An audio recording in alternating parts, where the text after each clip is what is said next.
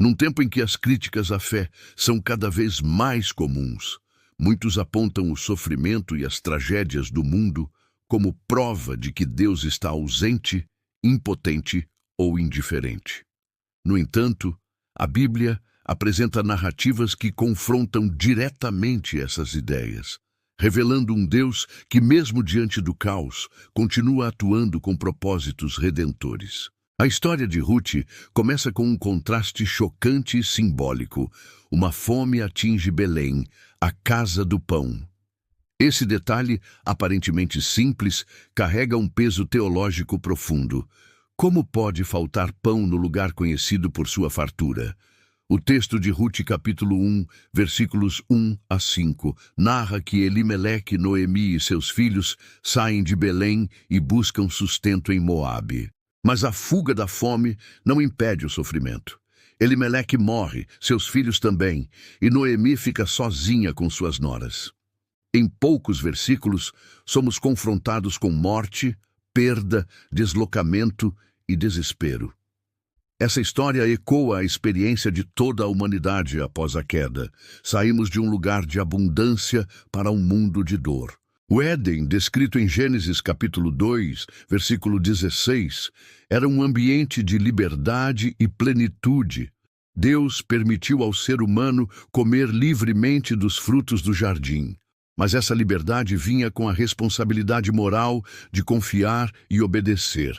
Quando essa confiança foi quebrada, o ser humano trocou o cuidado divino pela autossuficiência ilusória. Gênesis capítulo 3, versículo 19. Deixa claro que o pão, que antes era colhido com facilidade, agora seria fruto do suor e da luta. A partir de então, a escassez, as perdas e o sofrimento se tornaram realidades comuns. A história de Noemi é, portanto, mais do que um episódio isolado. É um reflexo do que toda a humanidade enfrenta desde a queda. Assim como ela perdeu sua terra, sua família e sua estabilidade, também perdemos nossa comunhão original com Deus e sofremos as consequências dessa ruptura. Mas o fato de Deus não eliminar o livre-arbítrio não significa que ele nos abandonou.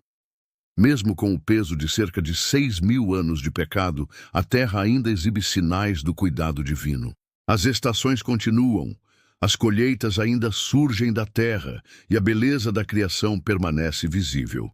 Jesus afirmou que Deus faz nascer o seu sol sobre maus e bons e vir chuvas sobre justos e injustos. Mateus capítulo 5, versículo 45. Isso revela que, mesmo em um mundo corrompido, o Criador continua sustentando a vida. A ganância humana, aliada à deterioração provocada pelo pecado, distorce essa abundância e provoca fome, guerras e injustiça. Mas isso não é um defeito da criação, e sim da gestão humana. A fome em Belém não era a ausência de Deus, mas o retrato de um mundo desordenado por escolhas equivocadas.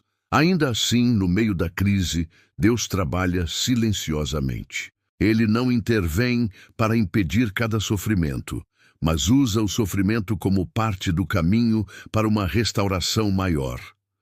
Ruth, a Moabita, torna-se um instrumento dessa redenção, mostrando que mesmo quando tudo parece perdido, há esperança para aqueles que confiam no Deus da provisão. A história de Ruth prova que a dor não é o fim, mas o começo de algo maior.